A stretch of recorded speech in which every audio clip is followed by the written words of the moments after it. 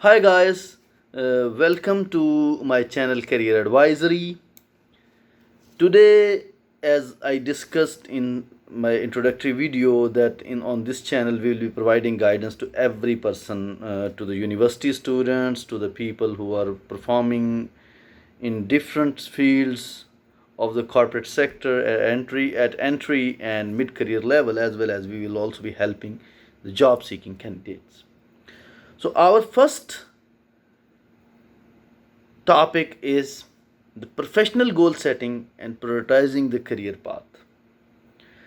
Prioritizing the career path is very important, especially for every undergraduate or the graduate who is studying at university level or who has completed his university and now wants to proceed further. In this topic, we will be talking about the types of careers. I'll be sharing the tips that how can you prioritize your career path, how can you select your functional and sectors, and finally we'll be talking about that how to explore progressive careers.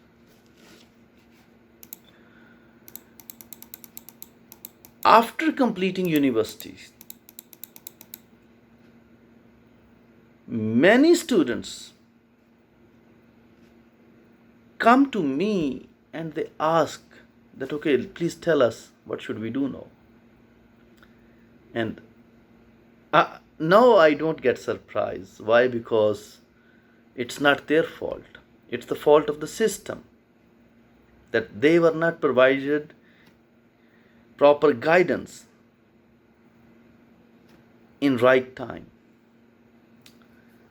So let's start with the types of careers. The word career is defined differently at different stages. And today we'll be talking about the career path of university students who have been studying at undergraduate and graduate level, or they are about to complete their university, or they have completed their university.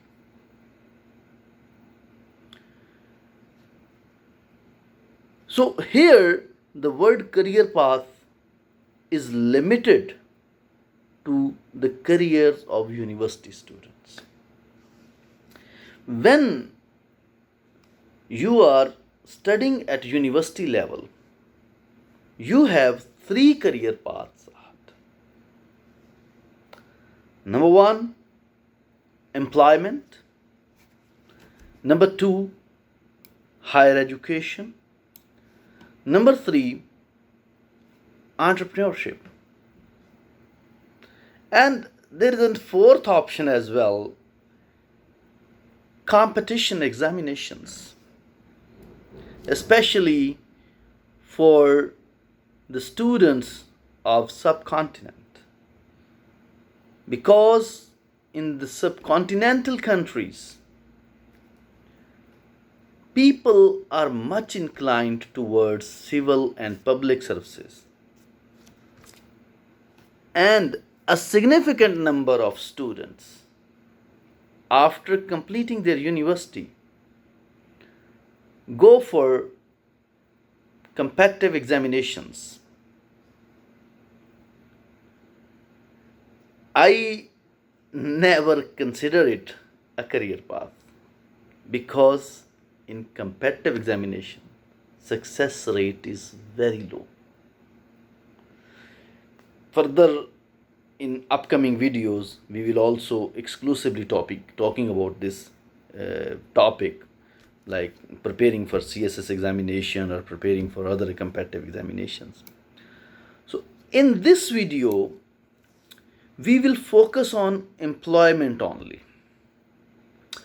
We will come with advice on higher education and entrepreneurship later with the specialists in the respective fields. However, I would strongly suggest that you should be prepared for entrepreneurship ultimately. Become an opportunity generator instead of opportunity seeker.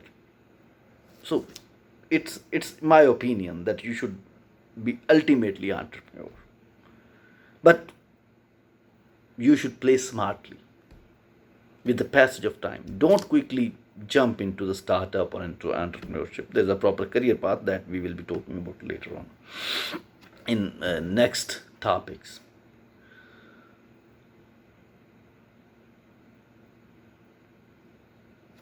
On the way, I used to suggest to my students that design your career path in a way that you should establish your own startup between the age of 30 and 35.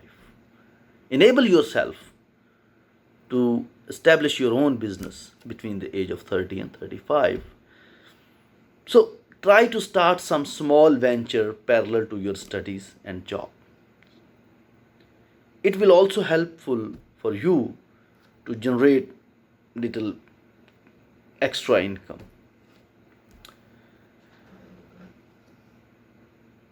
Here, I always suggest that once you complete your undergraduation, before proceeding for higher education, you should go for employment for 2 or 3 years instead of immediately going for higher education. However, selection of career path, especially higher education and entrepreneurship, varies case to case as per individual's potential and skill set. The people who wants to opt competitive examinations, I would suggest them to take it as a part-time job, because as I have already mentioned that success rate of this field is very low. So better to start a proper job or higher education parallel to competitive examination preparation. So inshallah, in upcoming topics I will be coming with some expert of competitive examinations who can better guide you and share with you the tips. We will also talk about subject selection in this field, that how can you select your subjects for competitive examinations, and share a complete planning of competitive examination. So let's coming back to the topic.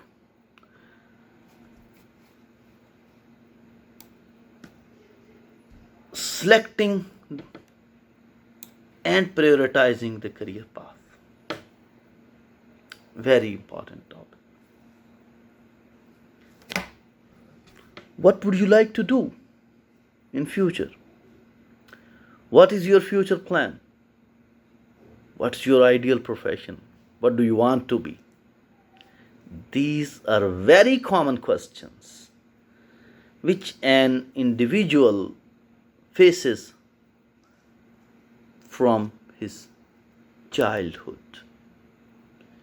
And he gives different answers at different stages of life according to the social influence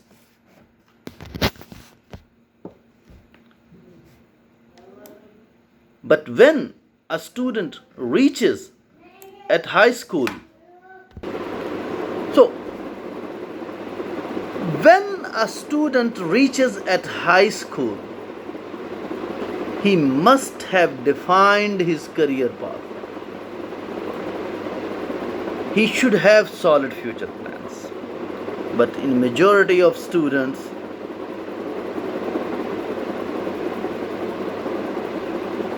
are not aware of their career path, even at university level. Many students are confused because of parental and social pressure. Here I would also strongly suggest parents to avoid pressurizing your children in choosing a proper career path. Set them free. Let them become what they want to become. As I discussed that at grade 9 or O1 level, every student must have clarity about his career path, and he or she should choose subjects accordingly. But if you didn't get the opportunity, or if you couldn't get career guidance at school level, then I would suggest you that after joining the university, immediately visit your career advisory office in your freshman year for appropriate career guidance. Now I'm going to share a few tips which can help you in choosing appropriate careers.